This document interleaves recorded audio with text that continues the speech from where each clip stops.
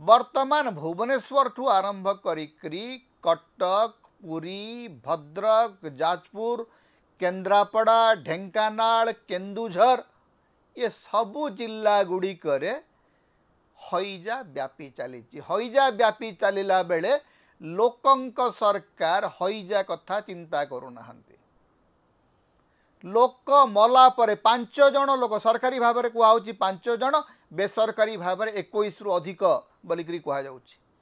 मंत्री निजे मानी सरकार निजे मानी 5 जन मृत्युवरण कले 5 जन मृत्युवरण कला परे जाइकरी स्वास्थ्य मंत्री जाजपुर जिले में पहुँचले जाजपुर जिले में पहुँचिक तुरंत पुणी गले बलांगीर कारण बलांगीर उत्सव पालन हो लोक मरुचंती उत्सव बंद होना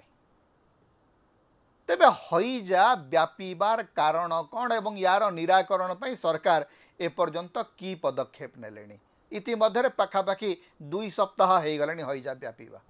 कमिबार ना नौने एवं स्वास्थ्य विभाग रो जो मंत्री अछंती मुकेश महालिंग बड़ करितकर्मा मंत्री विधानसभा आम परफॉर्मेंस देखीचु विधानसभा बड़ एग्रेसिव मंत्री विरोधी दल नेता मान दो अक्षर में गाड़ी कर गोटे इतिहास तैयारी कले विधानसभा आम देखिलु से इतिहास किंतु जो एग्रेसिवनेस से जो आक्रामकता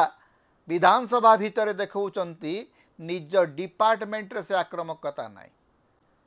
तांको डिपार्टमेंट होची वर्तमान दुर्नीतिर सबुठु बड़ पहाड़